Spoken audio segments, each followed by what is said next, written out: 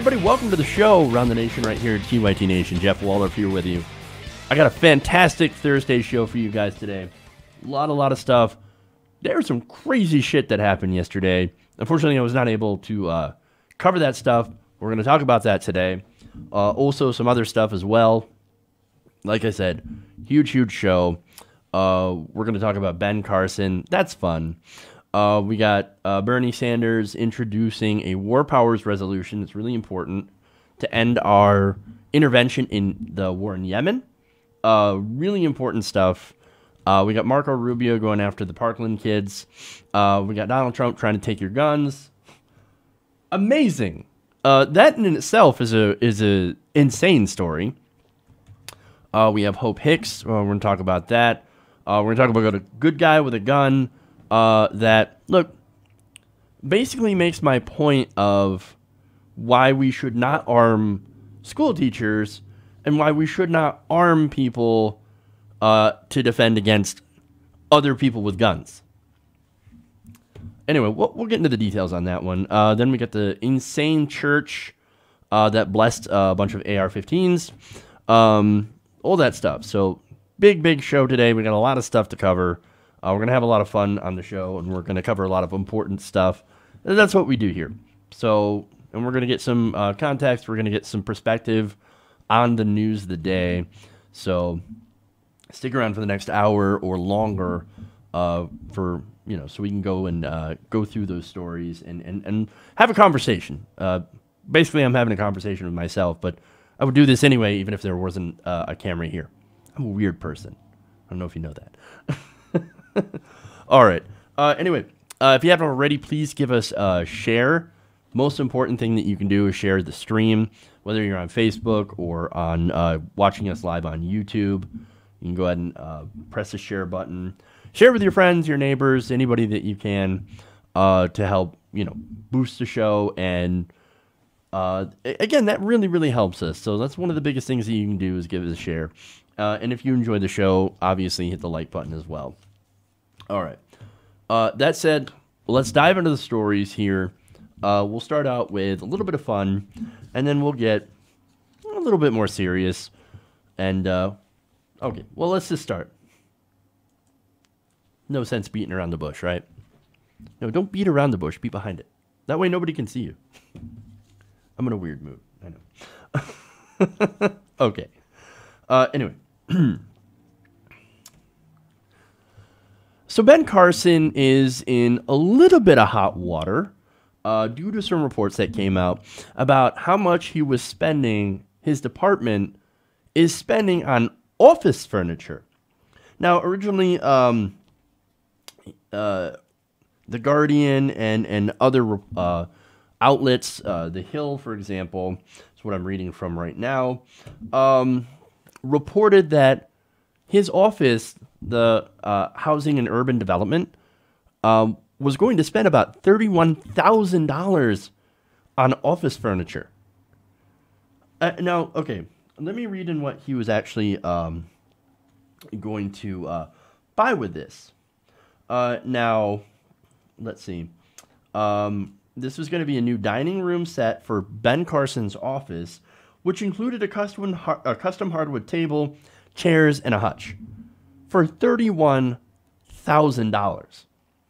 Now, one of the people that work for him, and I believe this is Helen Foster, in the report, she's like, hey, wait a minute. You're going to spend $31,000 on office furniture? That's way too much. We have a $5,000 spending limit. She was reportedly told that, no, there are ways to get around this. We can get around that $5,000 limit because, to be honest, $5,000, that won't even buy a chair. Where the hell are you shopping at? I can go and decorate an entire house for $5,000. Again, these people are so disconnected from the lives of regular human beings. I wouldn't spend $5,000 on a fucking chair. I wouldn't spend $5,000 on a set. You know what my table and chairs cost? Like $100. I mean, this is crazy. But it gets even crazier because apparently, according to The Guardian, the housing Department of Housing and Urban Development was going to spend $165,000 on just lounge furniture. Lounge furniture. Now, okay, again, that's a crazy amount of money. But that's also on the heels, and let me give you some context here, that is on the heels of a $6.8 billion budget cut for the department. Now, do you know what the Department of Housing and Urban Development does? It actually ensures that poor people have access to housing so that poor people can get shelter through the Section 8 vouchers. That's one of the major things that they do. They help people be able to afford the rent. Trump's going to cut it by $6.8 billion. And here's Ben Carson, his office, spending $165,000, including $31,000 on a dining set. Now, look, originally they're like, well, it needs to be replaced. Well, let me show you some pictures of what the old set, the set that they're going to replace, looks like. And we can come to the conclusion on whether or not it needs to be replaced. Take a look at this. Oh my God, that is so gosh. I don't even know what that means. Let's go to the next picture here. Oh, terrible. Oh my God, what is this, the 1980s? I got one more for you. Oh, dear God. Look, it's coming apart. It's coming apart at the seams. So, that is pictures of terrible furniture. The terrible furniture that they need to replace. And they needed $31,000 to replace it with. Now, of course, Carson, after this backlash, said, oh, I'm going to cancel it. We're going to cancel it. Let's cancel that $31,000. Let's find something that's a little bit cheaper for the taxpayer, because apparently he wanted to account for every single penny. Well, where were you, Ben Carson, before the outrage? If nobody had found this and gotten outraged about it, they would have continued this transaction, and the taxpayers would have spent $31,000 along with the rest of that money, the $165,000, on lounge furniture. What? Were you asleep, Ben? Is that what happened? Were you asleep during this whole damn thing? Come on, man. Come on. And look, on that furniture, again, that actually probably looks nicer than the shit that I have at my home. But I don't need to spend $5,000 on furniture. It's a place to sit. Again, makes no sense. They can find stuff for a lot cheaper. Now, what's interesting about this is that HUD officials, right? So now, where they got this this $31,000 furniture, or made an order with, is an Indiana-based furniture retailer. Okay. Now, I don't know the name of this retailer, but I would never shop there because, again, I don't have $31,000. And most of you probably don't either. Understand how much that is. A person making $15 an hour, that's a living wage, gets $30,000 a year. This furniture costs more than somebody making a living wage. That's how insane this is. And it doesn't even decorate an entire house. It decorates a room. Ben Carson's office. Now, there is no reason for this to be such, so much money, for this to cost so much. And that's why HUD officials are now looking into the Carson family's involvement in the department after officials reportedly expressed concerns about Carson's oldest son inviting business partners to a HUD event. So there's some weird connections here. Interesting. Now, Ben Carson Jr. has denied conflicts of interest, but now requested an inspector general investigation after the reports were made. So, look, man, again, Ben Carson, he's just one example of the many appointments in the Trump administration of people that were put into these places to basically further their own interests. I mean, Ben Carson, again, furthering his own interests. You also have Scott Pruitt at the EPA, there to destroy the agency and to make money off of it. You have, let's see, there's Scott Pruitt at the EPA. There is, the names are starting to escape me now, but you basically get the point. Everybody who's put in these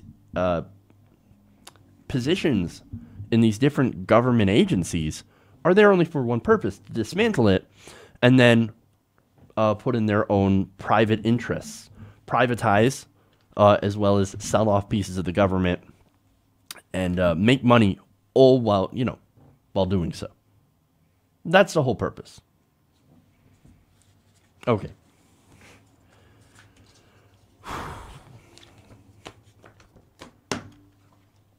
Let's move on. We actually have some sort of good news. Yesterday, Senator Bernie Sanders, along with Mike Lee from Utah and Chris Murphy, he's a Democrat, introduced a bipartisan joint resolution to basically remove our forces from the war in Yemen. Now, the bill would force the first ever vote in the Senate to withdraw U.S. armed forces from what they call an unauthorized war. Now, I'm going to get into the details of that, how it is unauthorized later on, but first let me give you some statistics at our, basically how many people are being hurt and displaced by this conflict in Yemen that we are unfortunately a part of. Now, as a result of the Saudi-led war, our supposed allies, a child under the age of 5 in Yemen dies of a preventable cause every 10 minutes. More than 10,000 civilians have died and more than 40,000 have been wounded in this war. 15 million people cannot access clean water and sanitation, and also an estimated 17 million people do not have access to reliable access to food and are at risk of starvation. So that's a direct result of this conflict in Yemen, in which we are supporting the Saudi-led coalition. Why are we supporting the Saudi-led coalition? I don't know. There's literally nothing in it for us. It's all about tribal differences, and the Houthis are supporting Iran and all that sort of, or supported by Iran, but it doesn't further any of our interests. What? Again, why are we there? Why are we involved? Especially when Saudi Arabia, look, if we want to fight terrorism, we don't do it by bombing innocent people. That actually creates more terrorists. No, what we need to do is actually do humanitarian aid. Right now, people in Yemen are afraid of our drones and our bombs because that's what they're doing. We are giving the Saudis bombs, weapons, our weapons, and then they use it to kill people in Yemen. It's disgusting. It's gross. Now, this isn't because of the Trump administration. Well, let me give you some details on that. See, in 2015, the Obama administration, without consulting Congress, deployed U.S. military forces to provide logistical and intelligence support to the Saudi-led coalition. U.S. military support for this intervention continues to this day, as U.S. forces are coordinating, refueling, and providing targeting guidance and intelligence to the Saudi-led coalition, as confirmed by recently by Secretary of Defense Jim Mattis. So make no mistake, this is one of President Obama's wars. This is a guy who was given the Nobel Peace Prize. Not very peaceful, is he? And again, why are we helping the Saudi Arabians? They're fundamentalists. And these are people that still behead people for apostasy. They still hardly will allow women to drive. So women don't have any rights, pretty much in Saudi Arabia. They're a brutal fundamentalist regime that is responsible for spreading Islamic fundamentalism all over the Middle East. Again, why are they our allies? It comes down, of course, to oil, energy, the petrodollar, etc., etc. And I guess as a result of that agreement to get cheap oil, we sell them weapons. Wonderful. And also, our forces go and help their forces bomb innocent Yemenis. Now, what's interesting about this is, as I said, Obama had not consulted Congress. He used the War Powers Act to be able to do this. So, as I said, Congress had never declared war. In fact, Article 1, Section 8 of the Constitution states that Congress shall have power to declare war. However, U.S. participation in Saudi and Emirati hostilities against Yemen's Houthis have never been explicitly authorized by Congress as required by law. So that basically means that there is no reason that we should be there. Congress should have declared war. They did not. So what we are in is we are in an illegal war. We should get the hell out. Under the War Powers Resolution of 1973, the assignment of a member of the United States Armed Forces to command, coordinate, participate in the movement of, or accompany another country's military during a war constitutes the introduction of U.S. armed forces into a conflict. This definition is indisputably applies to U.S. military activities in Yemen in support of the Saudi-led coalition, something that we should not be in. We were never authorized to be at war. Why are we at war? And why, of all people, did Obama go into this? And of course, we all know the answer to that. Trying to preserve our alliances in the area and continued support and continued ability to get cheap oil. Now, the House, the Republican-led House, even they're like, hey, wait a minute, we're not at war. We shouldn't be at war. In November, the House of Representatives passed, by a vote of 366 to 30, a resolution stating that Congress has not enacted specific legislation authorized the use of military force against parties participating in the Yemeni civil war that are not otherwise subject to the 2001 authorization for use of military force or the 2003 authorization for use of military force in Iraq. Now, Senator Sanders, who introduced this, said, quote, "We believe that as Congress has not declared war or authorized military force in this conflict, the United States' involvement in Yemen is unconstitutional and unauthorized, and U.S. military support of the Saudi coalition must end. That's why today we're introducing a joint resolution pursuant to the 1973 War Powers Resolution calling for an end to U.S. support for the Saudi war in Yemen." So, again, this is very, very important since we are not supposed to be at war. We are never authorized to be at war, but we've given the executive branch too much power to be able to go into undeclared wars and throw our military weight around. Now, again, this is bad enough under President Obama, who has used this way too many times. Now we have President Trump. And President Trump, is he doing anything about it? No. Will he do anything about it? No. Which is strange because he's the America First president. Well, why doesn't he act and pull us out of this ridiculous war in Yemen that we should not be in? I don't know. If he does, I will give him a ton of credit. But for right now, he's not done anything. We got to get out. We got to get out. Now, there's another resolution in the House that's been introduced by Representative Ro Khanna. Now, Ro Khanna is Justice Democrat, so he doesn't take corporate PAC money. But that's see, even these congressmen that have been paid off by the defense industry, you even have these congressmen that are now saying we shouldn't even be there. That's crazy. Now, we'll see how far this goes because, again, there are a lot of congressmen who are being paid by the defense industry that will likely vote no on this and continue to keep our forces in Yemen. So, look, again, I think it's pretty clear that this is an unconstitutional conflict that we're in.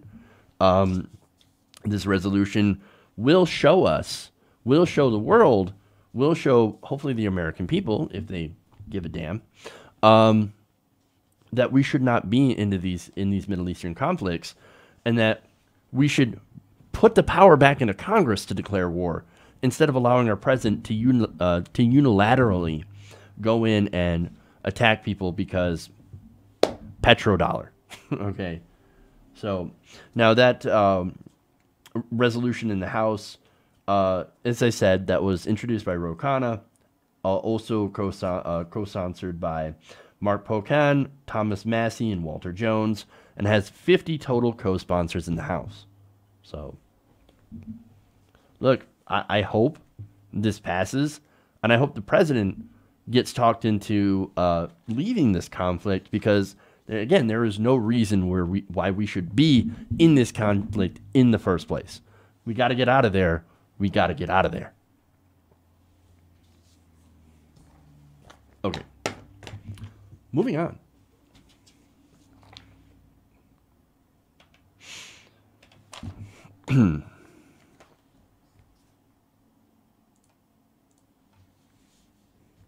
There's a fun story from yesterday.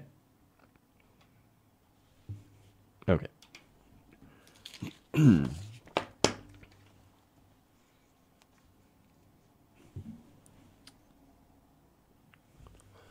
So just one day after talking to the House Intelligence Committee about Donald Trump and Russia, Hope Hicks has now resigned from the White House. Now, this is from the New York Times. Her resignation came a day after she testified for 8 hours before the House Intelligence Committee, telling the panel that in her job she had occasionally been required to tell white lies, but had never lied about anything connected to the investigation into Russia's interference in the 2016 election.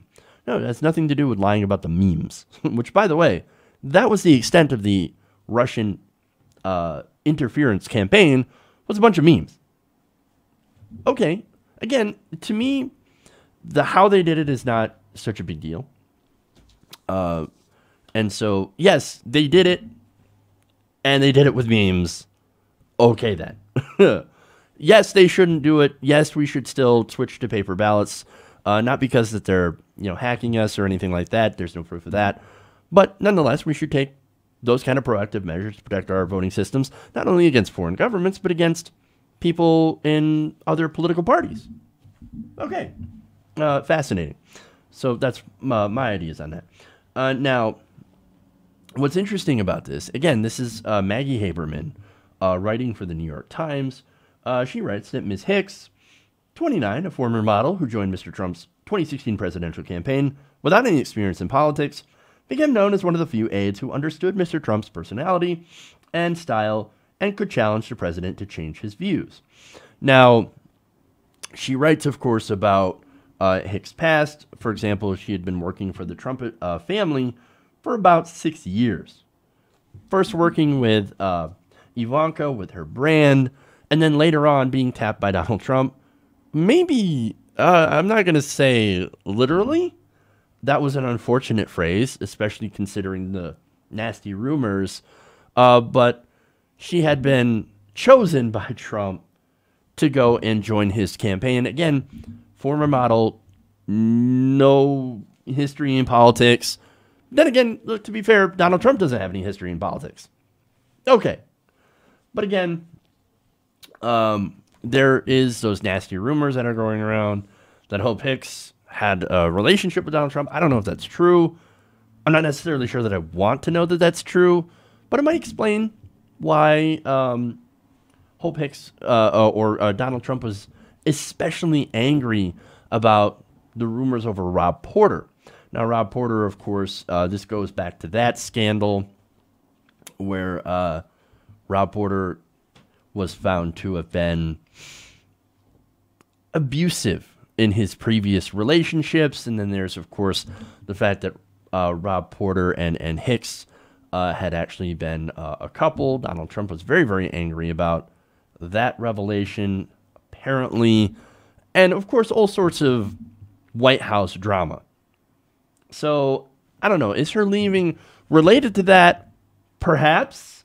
It also could be related to, of course, her being in that meeting, or more importantly, I think, having to tell white lies and admitting to telling little white lies on behalf of President Trump. So I think all of that plays into it.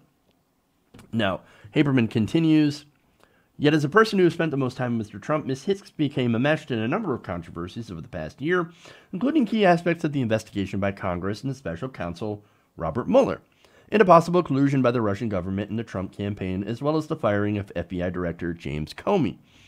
In recent weeks, Her personal life drew unwanted attention when it was reported that she had dated Rob Porter, as I mentioned that. Multiple White House aides, however, said Ms. Hicks' decision to leave was unrelated to her appearance before the House committee. They said that she had told a small group of people in the days before the session that she had planned to resign, partly because she never liked Washington and chose not to try to pretend to. Ms. Hicks had been considering leaving the White House for several months. She told her colleagues that she had accomplished what she felt to do with a job that made one of the most powerful people, made her one of the most powerful people in Washington, and that there would never be a perfect moment to leave. Ms. Hicks told the president of her plans on Wednesday afternoon. So, look, I'm not buying this. Look, Maggie Haberman, she's the New York Times. She can't have an opinion. So she's got to write down, well, this is what White House aides have said. Am I buying that? No, I don't. I don't buy that at all. You're saying that you plan on leaving after 6 months working for the White House. You planned on leaving a very powerful position that could lead to other very powerful positions. Bullshit. I call BS on that. No, nobody leaves that position. Now, look, there's rumors that John Kelly forced her out. Anthony Scaramucci, of course, on Twitter, he's like, look at that, see? They're forcing all the Trump people out. John Kelly is General Jackass. Funny, but look, then again, maybe there's a little bit of truth to it. I don't know. But what I do know is, look, Hope Hicks, as I said, she tried to keep a very, very low profile on purpose. And that, look, all this stuff coming out, Rob Porter, Donald Trump getting very, very angry at this whole situation with Rob Porter and the rumors that surrounding this entire thing. I don't know. Maybe it's enough for you. Plus the Russia stuff, that might be enough for her to say, okay, I'm pulling the chute. But she's not the only one. Again, I've done stories on John Kelly wanting to pull the chute. So who knows? But it is very, very interesting because now, again, Donald Trump's closest advisor in Hicks, gone. There is a rapidly shrinking group of people that the president can confide in. I don't know what that's going to lead to. Again, one of her jobs was to calm down the president and that she understood the president. It's one of the things that they said about her. Without that calming influence, we're not sure what the hell is going to happen. So it's going to be very interesting going forward. And then again, who knows? She could be back. One of the statements from President Trump also said, oh, we look forward to working with her in the future. So who knows? She actually might come back and work on Trump's campaign later. So again, who knows? All right. Anyway, let's move on. Our next block of segments is going to have to do, of course, with guns. Actually, you know what? I'm going to take a break before I get into that. So if you could, over the break, please give us a like and a share. If you haven't already, we'll be back in a couple minutes. Stay right here, Round the Nation.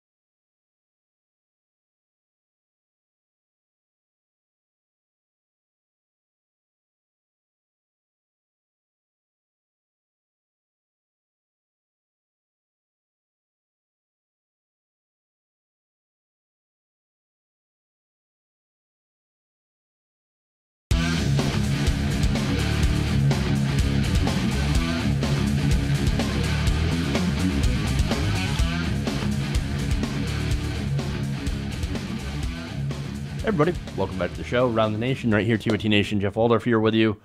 Lots of more stuff to get to, so we're going to dive right into more stories.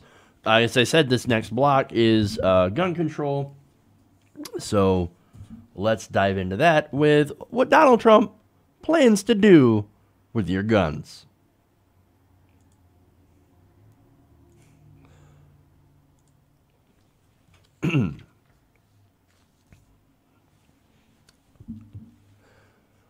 President Trump is coming to take your guns.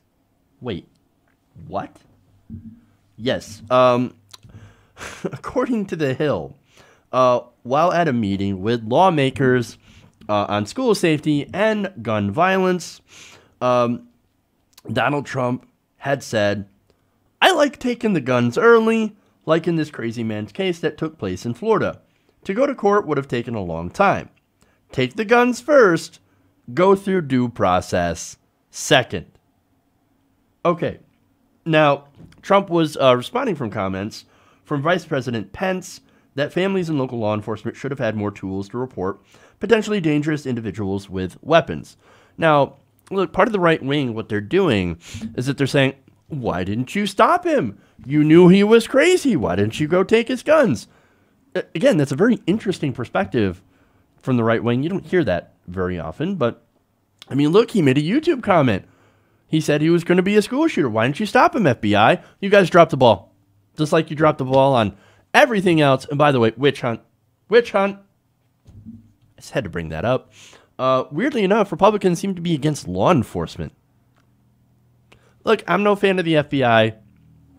We know that they have quite a bit of history of targeting left-wing activists.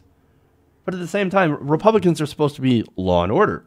So to see the Republicans go up against the FBI and to go up against law enforcement, that's weird. It's a strange situation. It's a strange world that we're living in, especially now that Donald Trump is actually poised to do more on gun control than President Obama. And by the way, keep that in mind, right? Keep that President Obama thing in mind. Okay. Now, anyway, Vice President Pence, during this meeting, he said, quote, "Allow due process so that no one's rights are trampled. But the ability to go to court to obtain an order and then collect not only the firearms, but any weapons," Trump cut in and responded, "Or, Mike, take the firearms first and then go to court." But wait, that's the opposite of due process. That's not due process at all. That's saying, we're just going to come and confiscate your guns. Well, wait, so if we think you're crazy, which I guess that's what they think the shooter is. I don't think it's mental illness, but at least that's not the main factor behind mass shootings, because we have as many mentally ill people here in America as they do in other countries. You know, the one thing that we have different is access to weapons. We have so many guns here. We have more guns than people. So yes, it's incredibly easy for people to go and get a weapon if they are mentally disturbed or not. So again, it's not just a mental illness, but that's what, of course, the Republicans love to harp on. And again, they're going after law enforcement for not seeing the signs. Well, what are you supposed to do? If you were taking guns, if you're to confiscate guns from anybody who either seems to be mentally ill or has made a violent YouTube comment, well then, look, police would spend all their time going after people in the YouTube comments. They would do nothing other than go after people who make comments, as I said, on YouTube. I've received a lot of comments like that on YouTube. So, again, it's crazy because he doesn't understand due process. But look, we know that Trump's a moron. And tomorrow or the day after, he's going to walk it back. He's not actually serious about this, but they know he doesn't know anything. Trump being stupid isn't a bug, it's a feature. Everybody already knows what they're dealing with. So again, they're going to send somebody out there saying, well, actually, no, we believe strongly in due process and the American Second Amendment rights, but we do need to do something about mental health, blah, blah, blah. You know that's going to happen, right? But it is interesting to see that he will just blurt out anything, even if it's completely ridiculous, on guns. And weirdly enough, it gets people like me to go and say, hey, wait a minute, no, I do believe in due process. And I do believe that we should not go and confiscate everybody's guns. Yes, if you are a dangerous individual, and look, we have a bar that's really, really high right now on mental health. So I think we should keep that bar fairly high, but what we should actually do is restrict the types of guns that people can buy. For example, look, banning high-capacity magazines. That's a great idea. Going after the assault-style rifles. That's also a good idea. Background checks to make sure that people are violent, are not able to get access to guns. Things like that. That's something the majority of the American people actually are in favor of. Banning bump stocks, for example. It wasn't used in Florida, but it was used in Vegas. Yes, we should be able to get rid of those as well. Donald Trump, as I said before, weirdly enough, he's doing more on gun control than President Obama. And by the way, if President Obama had said, we're going to take their guns, we're just going to come take your guns, forget due process, what would Fox News be like? Impeach him today! Oh my God, articles of impeachment. We knew it. We told you Obama's going to take your guns. He's going to take all your guns. When Donald Trump says it, well, what happens? What happens? This happens. Oh, you know what? To be fair, there are a lot of right-wing voices that are now like, whoa, hey, wait a minute. Wait a minute. Due process. Don't we believe in due process? So you get people like Ben Shapiro out there, and obviously Dana Loesch. But that's not a surprise that she would be like, hey, wait a minute here. But I think most Americans agree that, yes, we should have due process. We should not get rid of due process. Donald Trump doesn't understand due process. He's a fucking idiot. And I think we all know that already. So, again, very, very interesting, the reaction on this. And very interesting what he said about this. Don't take it seriously, just like anything that comes out of Donald Trump's mouth. Because tomorrow he's going to say something completely different. Okay, so that's the right wing on guns. Let's go to the left on guns. Or, well, not really the left. The left. Okay. You'll see where I'm going on this. Oh boy.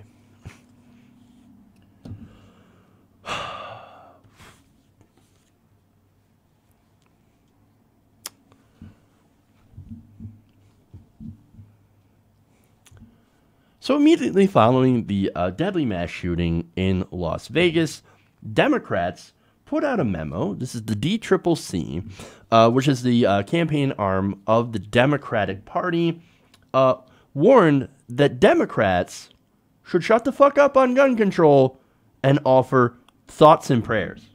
This is amazing. Now, this memo that was put out by Press Secretary Evan Lukowski, this was written to candidates in the Northeast, said, you and your candidate will understandably be outraged and upset, as will your community. However, and this is in bold, do not politicize it today. There will be time for politics and policy discussion, but any message today should be on offering thoughts and prayers for victims and their families and thanking first responders who saved lives. Now, so this is the Democratic position.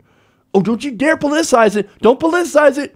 No. And politicizing, by the way, means basically talking about gun violence prevention policy.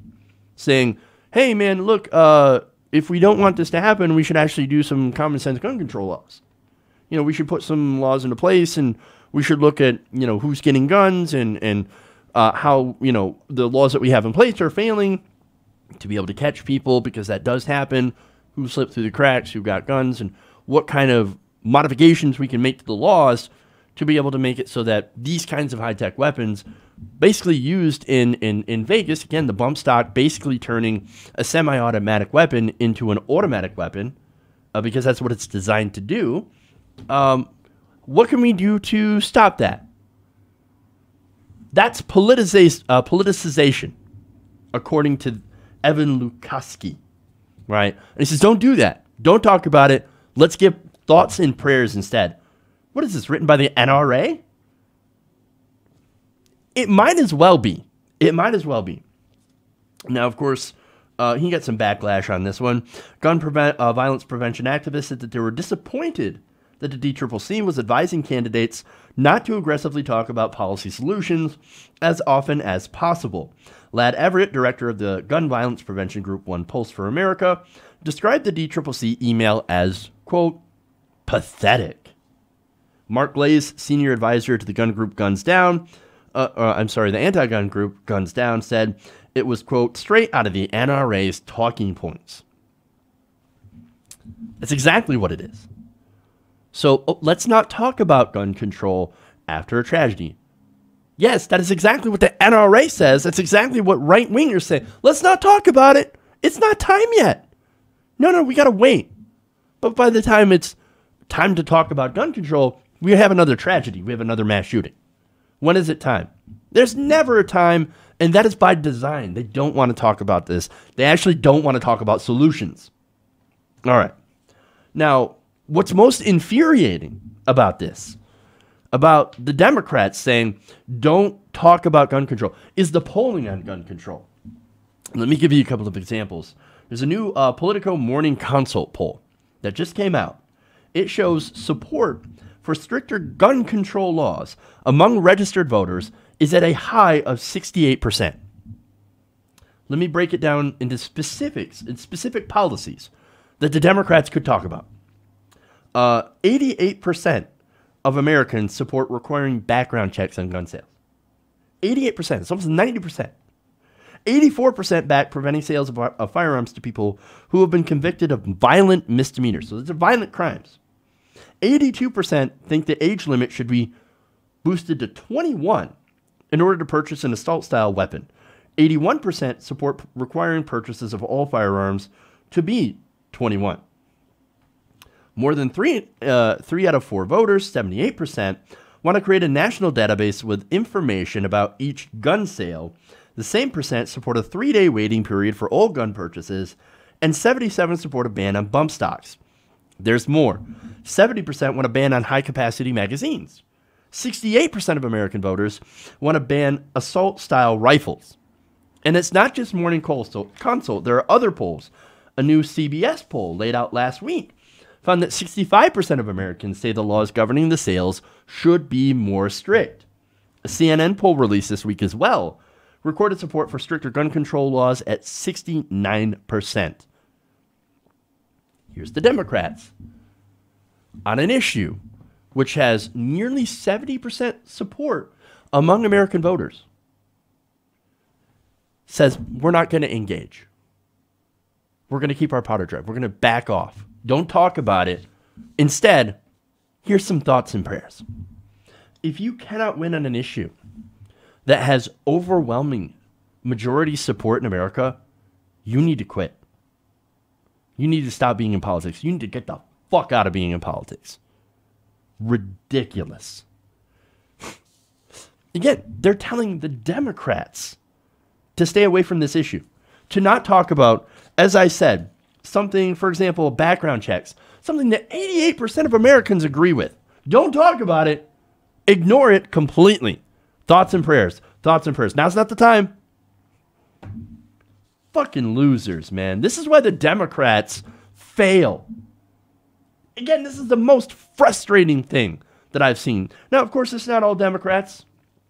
Senator Chris Murphy, for example. Look, Chris Murphy's like, yeah, I'm going to take your memo. Don't care. Not going to follow it. In fact, he called this memo ridiculous. And he's like, look, I don't care. I'm going to talk about this. He says to my colleagues, your cowardice to act cannot be whitewashed by thoughts and prayers. Damn. Right in the face. Now, other groups, of course, that are not Democrats, but are Democratic, well, progressive groups, I should say. For example, Waleed Shahid is a spokesman for Justice Democrats. Now, he called Lukoski's email, quote, a slap in the face to the movement against gun violence. I couldn't agree more. Now, look, this is just one of the many examples why the DCCC is the fucking worst. Again, just last week, a committee came out against Laura Moser. I covered that story on the show a few days ago. Now, she's a progressive candidate, and she's one of the 7 Democrats aiming to unseat Representative John Culberson. So, look, the Huffington Post covered this. Not only that, but you also had Zed Jelani of The Intercept covering this story. It was fantastic. Now, it reports that the DCCC had dropped an opposition research memo about Moser. They don't do that unless it's against Republicans. They released 2 memos, opposition research. One was on Moser, and the other was on the Republican in the race. They're targeting their own. Now, they talked about her. They called her a Washington insider who only recently moved back to Houston. They also argued that much of her campaign funding has gone to her husband's political consulting firm. That consulting firm was Revolution Messaging, who worked for Bernie Sanders' campaign. Unlike a lot of political consultants, progressive consultants don't care about the money, and they don't get paid when candidates lose. So, again, they don't care about getting these multi-million-dollar payoffs like these bigger consultant groups, which, by the way, the candidate that is backed by the DCCC in this race had paid a lot of had paid a lot for consultants. In fact, in that story, it was revealed that in order to be backed by the DCCC, you had to use a list of their consultants, and you had to spend a certain amount of money on those consultants. Therefore, ensuring, of course, that these consultants, who were, by the way, related to a lot of people in these groups, sometimes through marriage, sometimes they're friends and allies, end up making more and more money from these candidates that have to use their consultant group. Well, what if you want to find a consultant that more aligns with your values or that actually has done a better job? No, you can't do that. You have to pick from this pre-selected group of consultants. This is the DCCC. Now, of course, there was that smear as well that the group had told to the Texas Tribune.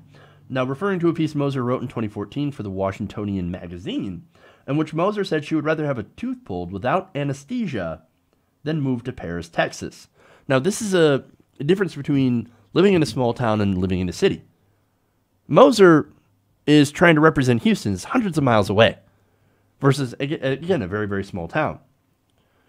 He took that out of context and said, oh, unfortunately, Laura Moser's outright disgust for life in Texas disqualifies her as a general election candidate and would rob voters of their opportunity to flip Texas the 7th in November.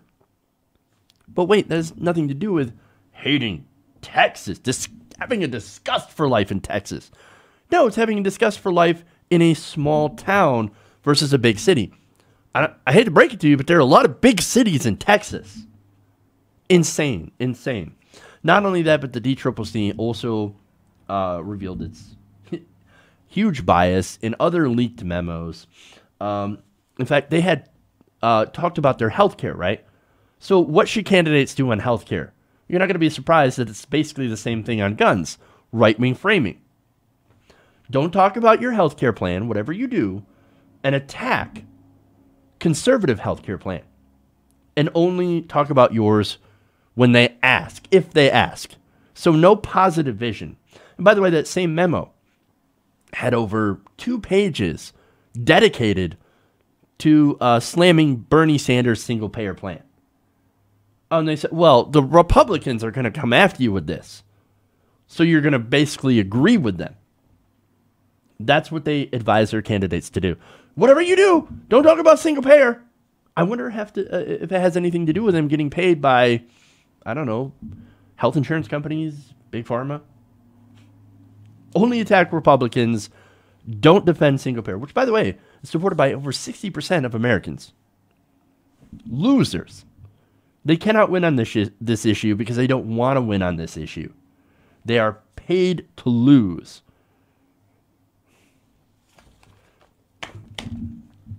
Okay. Anyway, continuing in our gun block, let's go to Marco Rubio.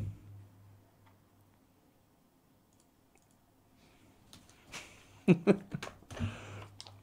should have put the troll face on him. Ah, well. Senator Marco Rubio just launched a Twitter attack against survivors of the Parkland shooting. Now, basically, on Twitter, following, of course, the gun debate where he was called out by Cameron Kasky and basically emasculated and embarrassed on stage. It was actually fucking awesome. You know what? Let me show you some of that, actually, so that you remember what we're talking about. Ultimately, that is not our goal here. Our goal here is to move forward. Wait, so hold on. So right now, in the name of 17 people, you cannot ask the NRA to keep their money out of your campaign? I think in the name of 17 people, I can pledge to you that I will support any law that will prevent a killer like this. No, but I'm talking NRA money. No, because... matter of fact, I bet we can get people in here. Okay.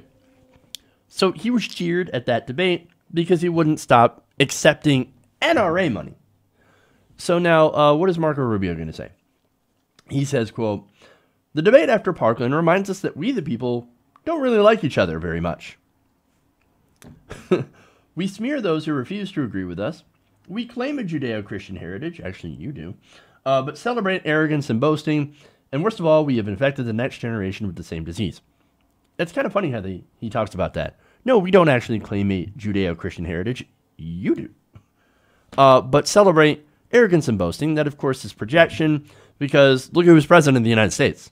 That's a Republican president who does nothing but behave arrogantly and boast. Insane. But here's where he attacks the Parkland students. He said, "We have infected the next generation with the same disease." So basically he's saying that, Cameron Kasky and Emma Gonzalez and all the Parkland survivors who are actually speaking out against gun violence, they've been infected by the disease of arrogance and boasting. You are arrogant, you are boastful, and therefore that's why we shouldn't listen to you. That, again, is a pretty disgusting attack against people who actually, have survived a horrific ordeal, and they are fighting back. They are there to try and get some sensible gun laws. But Marco Rubio, again, he was horribly embarrassed by this, and he basically got owned on this entire debate, so he's got to come out and attack, which is not going to help his poll numbers, which, by the way, are disastrous. In fact, a new Quinnipiac poll conducted in the days immediately following the town hall, Rubio held an approval rating of just 38%, with 53% disapproving of his job in office. Again, well, I think attacking the Parkland students, that's really going to help you. Ridiculous. Okay. A couple more stories for you here today. Hopefully I can get to them all.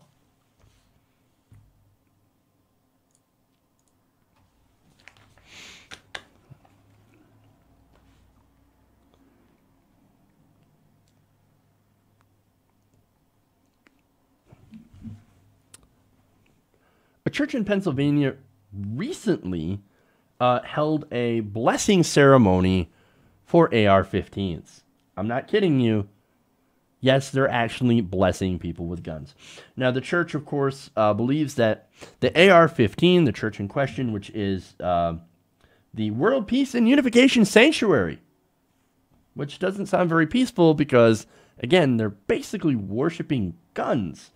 But they said, no. Look, the gun is given to us by God. It represents the rod of iron in the book of Revelation. So, therefore, we basically have a right to have guns, to have this gun, the AR-15.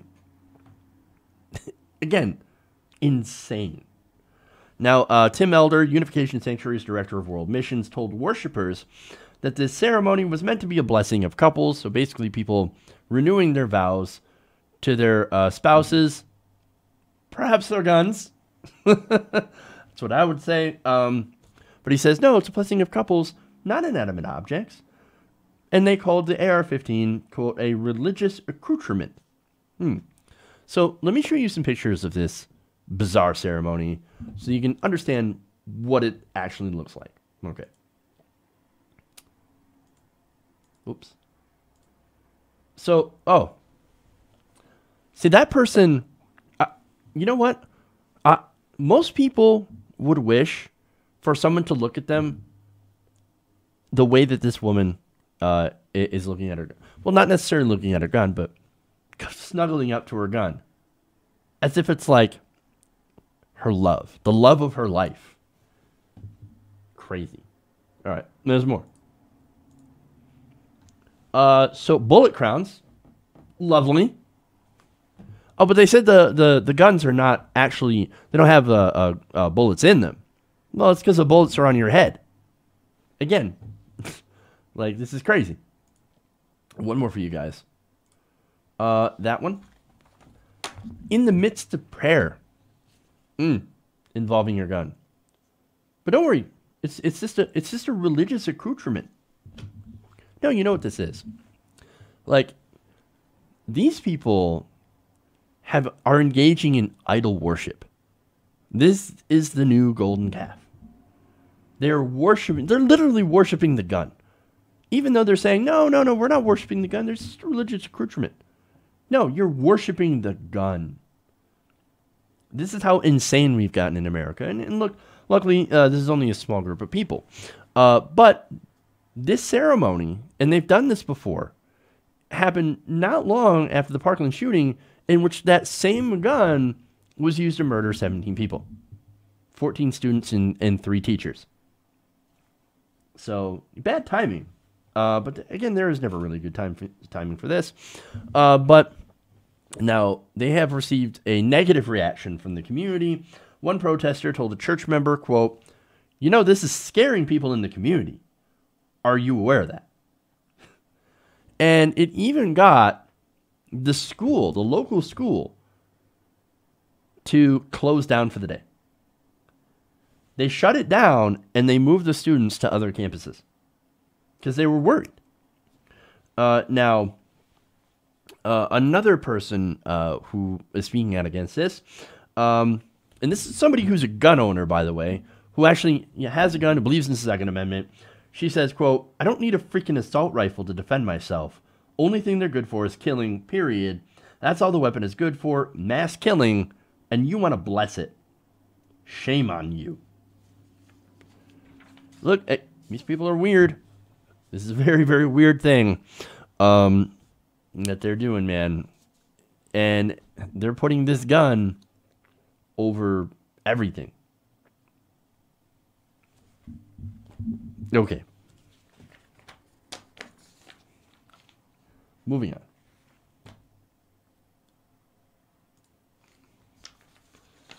I'm going to get through the gun segment here.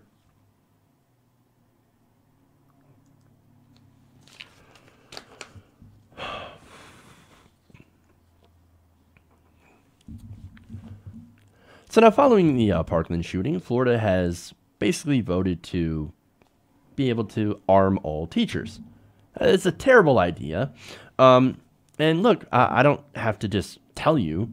I actually have an example of why arming people during mass shootings is a terrible idea. Now, the same day that the Florida school shooting happened, a man named Tony Garces was also involved in what would have been a possible mass shooting.